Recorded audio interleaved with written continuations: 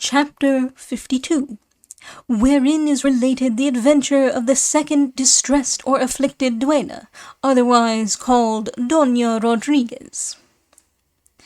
Cide Hamete relates that Don Quixote, being now cured of his scratches, felt that the life he was leading in the castle was entirely inconsistent with the order of chivalry he professed.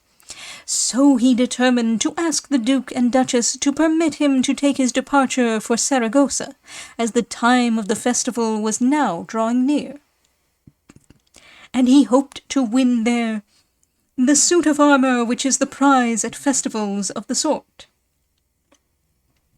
But one day at table with the Duke and Duchess, just as he was about to carry his resolution into effect and ask for their permission, lo and behold, suddenly there came in through the door of the great hall 2 women, as they afterwards proved to be, draped in mourning from head to foot, one of whom, approaching Don Quixote, flung herself at full length at his feet, pressing her lips to them, and uttering moans so sad, so deep, and so doleful, that she put all who heard and saw her into a state of perplexity.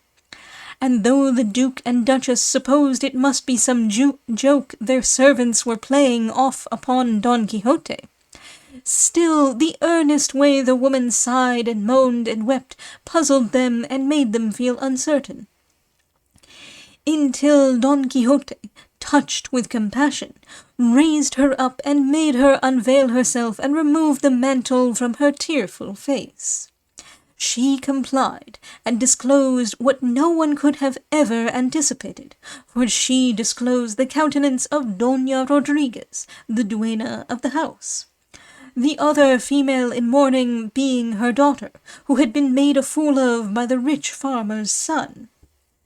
All who knew her were filled with astonishment, and the Duke and Duchess more than any. For though they thought her a simpleton and a weak creature, they did not think her capable of crazy pranks. Doña Rodriguez at length, turning to her master and mistress, said to them, "Will your excellencies be pleased to permit me to speak to this gentleman for a moment, for it is requisite I should do so in order to get successfully out of the business in which the boldness of an evil-minded clown has involved me." The Duke said that for his part he gave her leave, and that she might speak with Señor Don Quixote as much as she liked.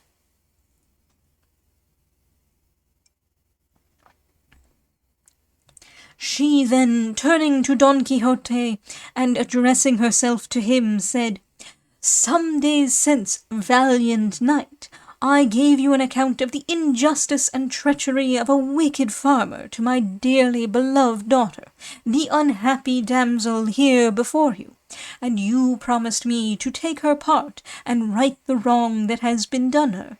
But now it has come to my hearing that you are about to depart from this castle in quest of such fair adventures as God may vouchsafe to you. Therefore, before you take the road, I would that you challenge this froward rustic, and compel him to marry my daughter in fulfilment of the promise he gave her to become her husband before he seduced her. For to expect that my lord the Duke will do me justice is to ask pears from the elm tree, for the reason I stated privately to your worship. And so may our Lord grant you good health, and forsake us not." To these words Don Quixote replied very gravely and solemnly, "Worthy duenna, check your tears, or rather dry them, and spare your sighs, for I take it upon myself to obtain redress for your daughter, for whom it would have been better not to have been so ready to believe lovers' promises, which are, for the most part, quickly made and very slowly performed. And so, with my lord the Duke's leave, I will at once go in quest of this inhuman youth, and will find him out, and challenge him and slay him, if so be he refuses to keep his promised word. For the chief object of my profession is to spare the humble and chastise the proud. I mean, to help the distressed and destroy the oppressors." "There is no necessity," said the Duke, "for your worship to take the trouble of seeking out the rustic of whom this worthy duenna complains. Nor is there any necessity either for asking my leave to challenge him, for I admit him duly challenged, and will take care that he is informed of the challenge, and accepts it, and comes to answer it in person to this castle of mine, where I shall afford to both a fair field, observing all the conditions which are usually and properly observed in such trials, and observing, too, justice to both sides, as all princes who offer a free field to combatants within the limits of their lordships are bound to do."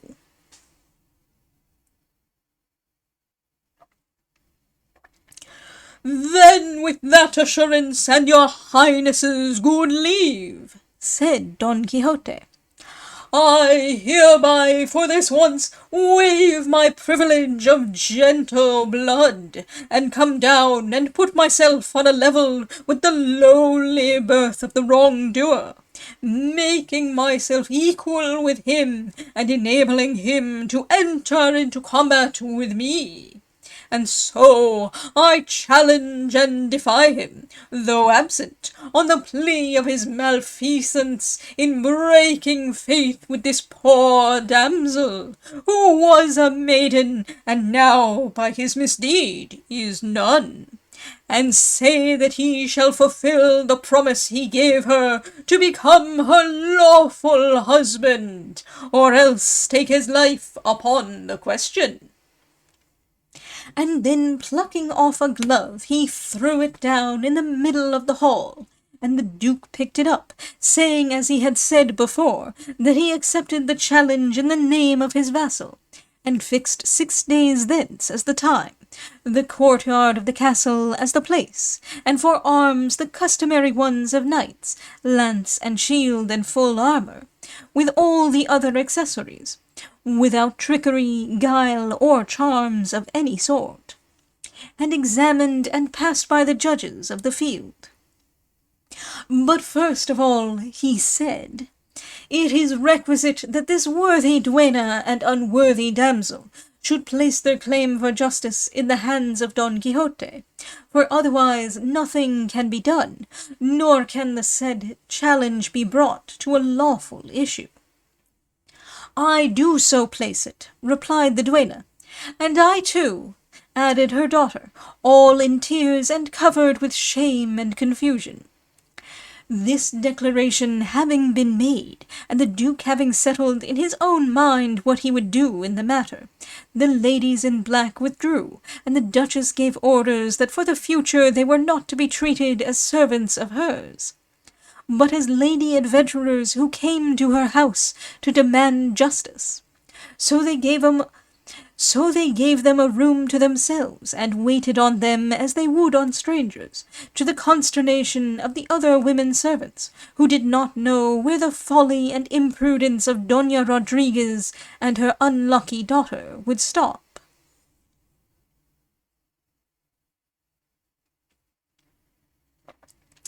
And now, to complete the enjoyment of the feast, and bring the dinner to a satisfactory end, lo and behold the page who had carried the letters and presents to Teresa Panza, the wife of the governor Sancho, entered the hall, and the Duke and Duchess were very well pleased to see him, being anxious to know the result of his journey. But when they asked him, the page said in reply that he could not give it before so many people, or in a few words, and begged their excellencies to be pleased to let it wait for a private opportunity, and in the meantime amuse themselves with these letters. And taking out the letters, he placed them in the Duchess's hand. One bore by way of address, "Letter for my lady the Duchess so-and-so, of I don't know where," and the other, "To my husband Sancho Panza, governor of the island of Barataria, whom God prosper longer than me." The Duchess's bread would not bake, as the saying is, until she had read her letter, and having looked over it herself and seen that it might be read aloud for the Duke and all present to hear, she read out as follows. The letter your Highness wrote me, my lady, gave me great pleasure, for indeed I found it very welcome.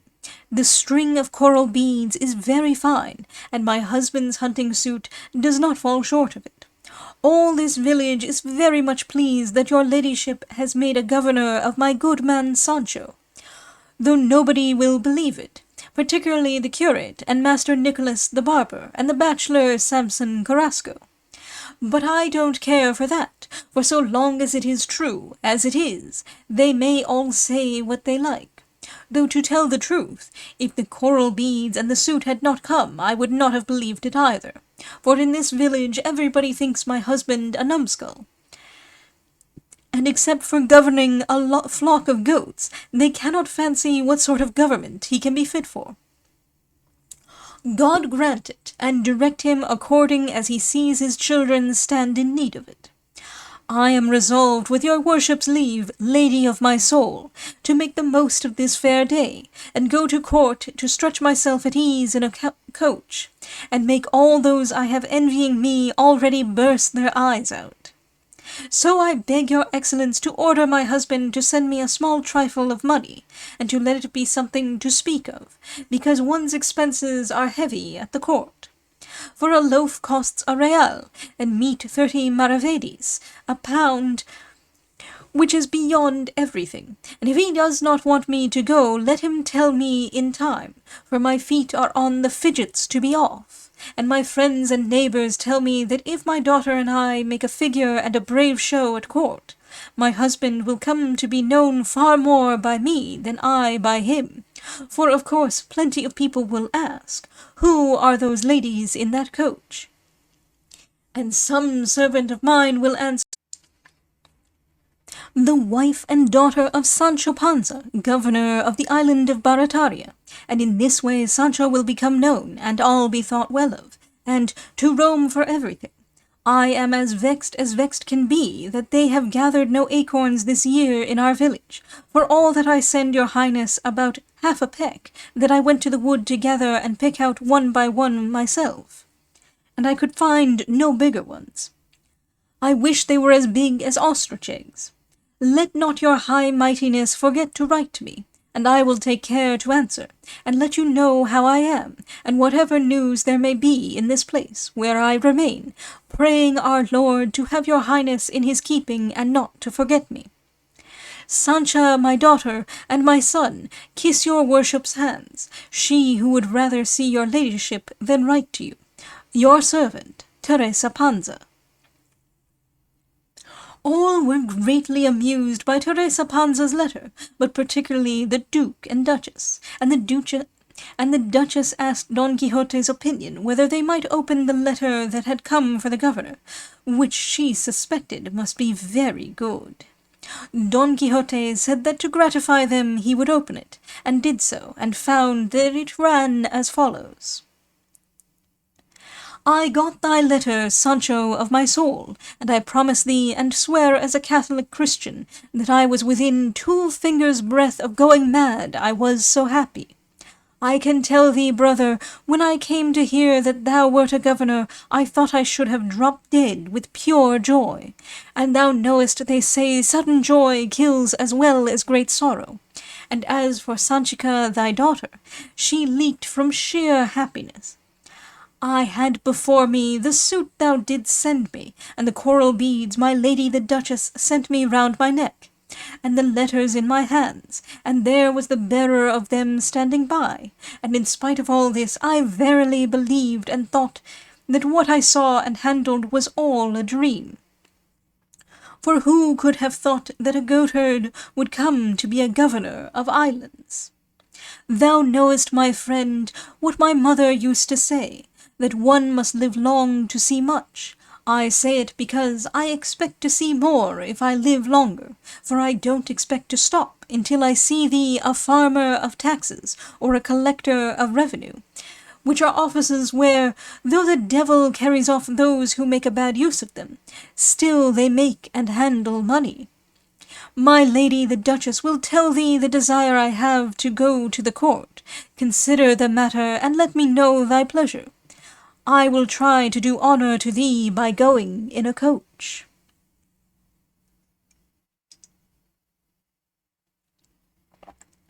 Neither the curate, nor the barber, nor the bachelor, nor even the sacristan can believe that thou art a governor, and they say the whole thing is a delusion or an enchantment affair, like everything belonging to thy master Don Quixote. And Samson says he must go in search of thee, and drive the government out of thy head, and the madness out of Don Quixote's skull. I only laugh, and look at my string of beads, and plan out the dress I am going to make for our daughter out of thy suit. I sent some acorns to my lady the Duchess. I wish they had been gold. Send me some strings of pearls if they are in fashion in that island. Here is the news of the village. La Bueruca has married her daughter to a good-for-nothing painter, who came here to paint anything that might turn up. The council gave him an order to paint His Majesty's arms over the door of the town hall. He asked 2 ducats, which they paid him in advance. He worked for 8 days, and at the end of them had nothing painted, and then said he had no turn for painting such trifling things. He returned the money, and for all that has married on the pretence of being a good workman. To be sure, he has now laid aside his paintbrush, and taken a spade in hand, and goes to the field like a gentleman. Pedro Lobo's son has received the first orders and tonsure, with the intention of becoming a priest. Minguilla, Mingo Silvato's granddaughter, found it out, and has gone to law with him on the score of having given her promise of marriage. Evil tongues say she is with child by him, but he denies it stoutly. There are no olives this year, and there is not a drop of vinegar to be had in the whole village. A company of soldiers passed through here. When they left, they took away with them 3 of the girls of the village. I will not tell thee who they are. Perhaps they will come back, and they will be sure to find those who will take them for wives with all their blemishes, good or bad. Sanchica is making bone lace. She earns 8 maravedis a day clear, which she puts into a money-box as a help towards house furnishing. But now that she is a governor's daughter, thou wilt give her a portion without her working for it. The fountain in the plaza has run dry. A flash of lightning struck the gibbet, and I wished they all lit there. I look for an answer to this, and to know thy mind about my going to the court, and so God keep thee longer than me, or as long, for I would not leave thee in this world without me. Thy wife, Teresa Panza. The letters were applauded, laughed over, relished, and admired, and then, as if to put the seal to the business, the courier arrived, bringing the one Sancho sent to Don Quixote, and this too was read out, and it raised some doubts as to the governor's simplicity. The Duchess withdrew to hear from the page about his adventures in Sancho's village, which he narrated at full length, without leaving a single circumstance unmentioned. He gave her the acorns, and also a cheese which Teresa had given him as being particularly good and superior to those of Tronchon. The Duchess received it with greatest delight, in which we will leave her, to describe the end of the government of the great Sancho Panza, flower and mirror of all governors of islands. For to expect that my lord the Duke will do me justice is to ask pears from the elm tree. Proverb 180.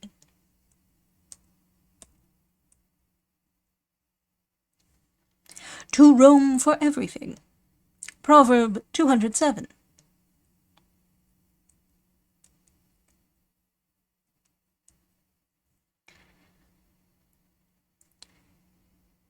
And also a cheese which Teresa had given him as being particularly good and superior to those of Tronchon. a town in Aragon between Teruel and Morea.